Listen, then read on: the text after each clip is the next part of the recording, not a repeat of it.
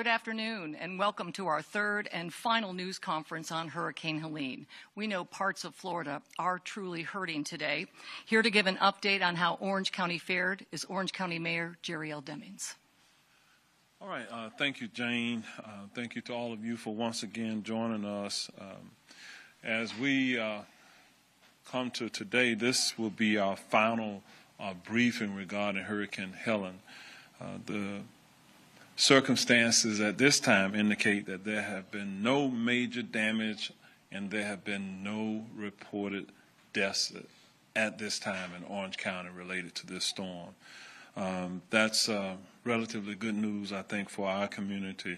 In Orange County, we had sustained peak winds at 47 miles per hour, and when we look back over the period of time that the storm was impacting us, around 10 a.m., between 9:30 actually and about 10 a.m. last night, or 10 p.m. last night, were the critical times. That hour period of time, we saw increased calls into our Emergency Operations Center.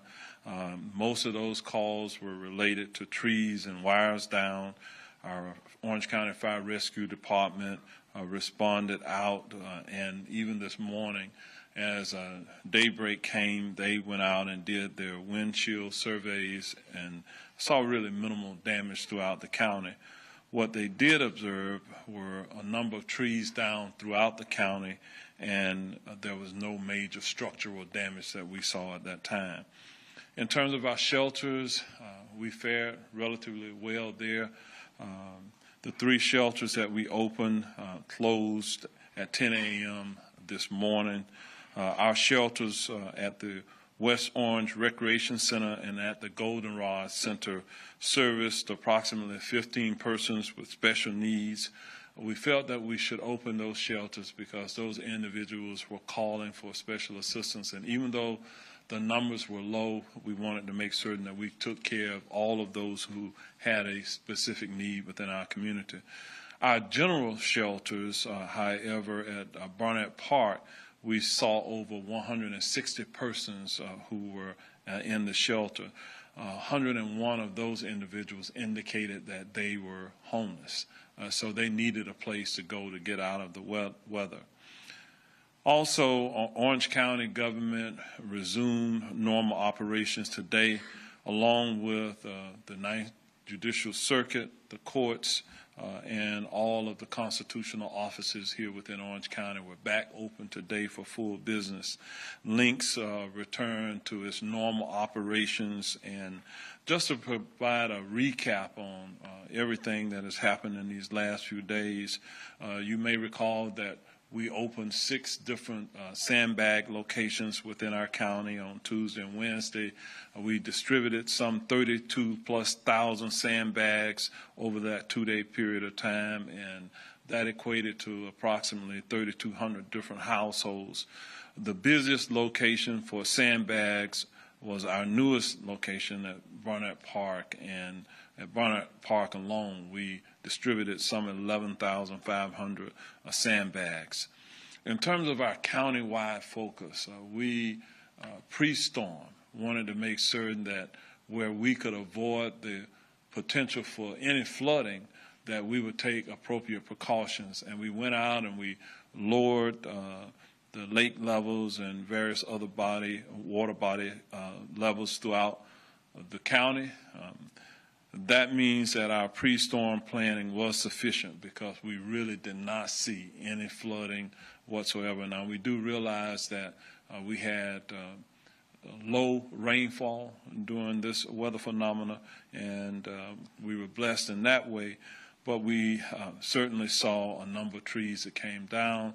That means that we realize that the yard waste pickup is going to step it up a bit within our community, and we're asking our residents to remember that for yard waste pickup, you're limited to 3 cubic yards or no more than 60 pounds of yard debris when you put it out.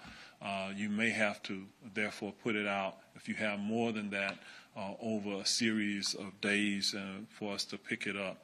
But we will be returning to our normal garbage pickup and trash pickup periods of time. Our landfill has reopened to its normal hours.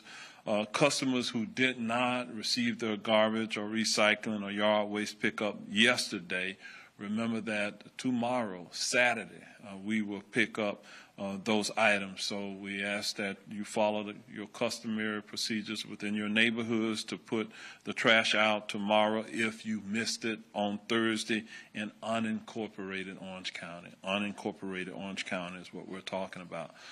To help our fellow Floridians who are suffering the effects of the storm, who did not fare as well as we did, our utilities department has sent a field service crew of approximately 14 of our staff members up to North Florida to assist those in that area.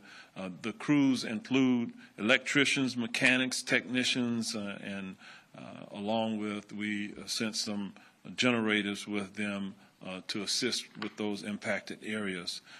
They will primarily be in the Tallahassee and North Florida area. In addition, we have deployed 25 personnel from our fire department who will be assisting with search and rescue efforts in the North Florida area. Our utilities and electric companies cannot be here today, but they did ask me to share some information with you regarding the Orlando Utilities Commission service territory.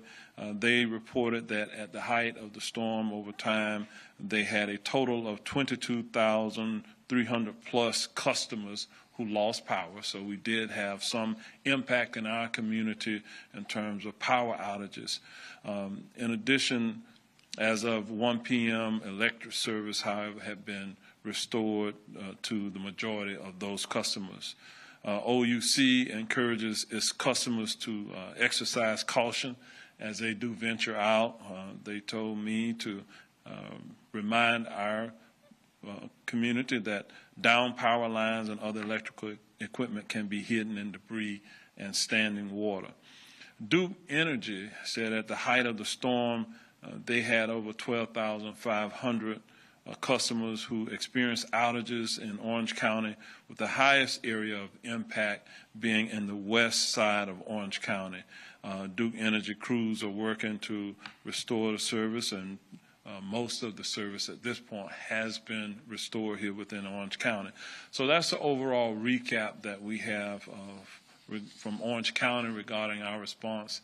I do have Mr. Scott Howard here, Howard from the Orange County Public Schools. He'll give you an update on the schools. I also have our Public Safety Director, Danny Banks, who's here if there are any questions, and if there's any Spanish-speaking media who's here. I have one of my special assistants, Ms. Martha Lee Irizarry, who can respond in Spanish if the need arises.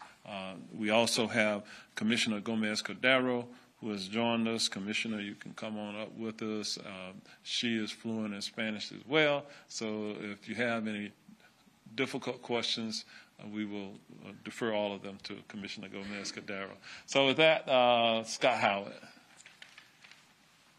Thank you, Mayor Demings, and we appreciate it. Good afternoon. I'm Scott Howard. I'm the Chief Communications Officer for Orange County Public Schools, and on behalf of our Superintendent, Maria Vasquez, we want to thank all of our employees, families, communities for being so supportive and patient as we work through the reopening of our schools today. I do want to provide a brief update on our schools and what had happened as a result of some of the impacts. They were limited countywide. Of our 213 traditional schools, 13 experienced power outages overnight. I'd like to thank Duke Energy and OUC for responding very quickly to those issues that arose. 8 of those schools were able to be restored by the time school began, and the 5 that were still out were back up by noon. We did make accommodations for those students and staff to address their needs, including providing water and Gatorade until they were able to restore power and AC at those sites. As we work through the issues with our facilities overnight and into the morning, please know that our students, our teachers, our staff, and administrators are always our top priority. We appreciate our administrators, teachers, staff for working to get our students back to school today. And just wanted to say as a reminder that all extracurricular and after-school activities will resume as normal today unless the school has decided for whatever reason to cancel or to reschedule those. I do want to say that our hearts are going out to the children of those in the Big Bend region that are impacted, and as well as the schools that support those children, along with the teachers and administrators. And we will keep them in our thoughts as they deal with some of the impacts, the greater impacts of that storm. I want to thank you, Mayor, for giving us the opportunity, and now I'll turn it back over to you. Okay. Yes, while our community fared very well, I agree with Mr. Howard that we certainly, our thoughts and prayers are with those who are in the North Florida area for what they are having to deal with, and even over on the West Coast from the Tampa Bay area north on the west side of the state. They certainly had some difficult challenges, some flooding and other things that fortunately we did not have to experience. But we do stand with them, and because of that, we have deployed some resources into those areas to provide assistance. Now I will open it up for any questions that you may have at this time.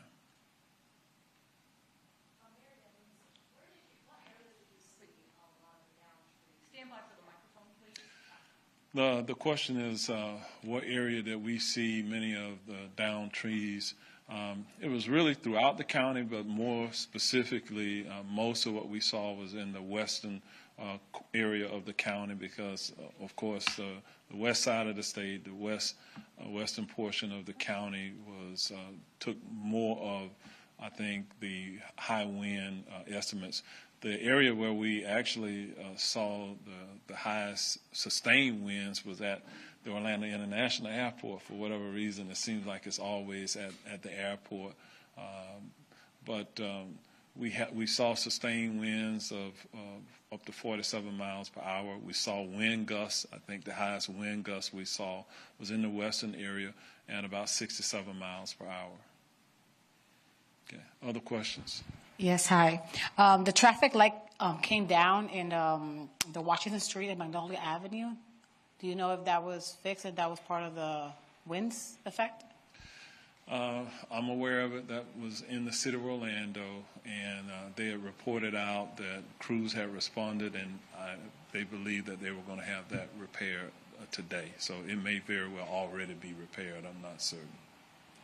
Also in Apopka, there was a house that had the roof completely came off. Specifically, it was just one house in the Clark Street in Apopka. I don't know if he was referring to that to possibly be a microburst term. Do you know something about that house particularly? Thank you. I am not aware of that specific report, and nor am I aware of a verified microburst that happened. But sometimes it takes time based on the reports that come in before all of that is really reconciled with what actually happened within our community. So, we're continuing to gather information from all of the municipalities and the areas throughout the county. So there will be a final report that will be issued. Our Office of Emergency Management is continuing to kind of monitor things, and as the day goes on, we'll update our final reports. Okay. Mayor, how is the outcome for Orlo Vista community, and how the works are doing so far regarding that? Okay, so the question is, how did things fare in the Orlo Vista area? Very well. We did not have any significant issues in Orlo Vista. And again, I have to say, countywide, we prepared for all of those areas that we believe was going to be disproportionately susceptible to flooding. We were fortunate. The rainfall in Orange County was not what it had projected to be. It still was relatively low. There were some areas that got more rain than others, but all of it was within the capacity of our stormwater systems to handle. Okay. With that, thank you all. Oh, one more. Okay. Okay. We do have one other question. All right. Can you hear me? Okay. A lot of money was spent on that mitigation project in Orla Vista. Are you disappointed at all that you didn't get to see it tested and see what it could do? No, I'm not disappointed in the least bit because we didn't experience a major storm, a Category 3 or 4 storm. And the mitigation efforts in the Orla Vista area is about really that level that we were trying to build capacity for. Essentially what we experienced was nothing more than a typical summer type of storm system that we would see. We build our stormwater systems to be able to manage that on a day-to-day basis. Where we need the extra capacity is because this is Florida, and we know that we're going to continue to see these weather phenomena, hurricanes, tornadoes, and the like, and significant rainfall. That is what we are planning for. The worst case type of a scenario, and even with planning for what we believe will be the worst case scenario when we look at our various floodplains, sometimes that could be inadequate. But that was not the case for this storm, and that is the good news that we have shared, obviously, throughout our community. We are still in hurricane season. We still have to get through November. So the potential that there could be other storms that will impact us still remains. In fact, the National Weather Service is telling us that they are monitoring 3 additional potential storms that's out there. So let's just hope and pray that they don't come to our areas and that they dissipate, but that is still a possibility for us. Okay. All right. Thank you all very much for being here. We we got a big football game in town this weekend. The University of Central Florida is playing Colorado, so we're here to say go Knights. All right.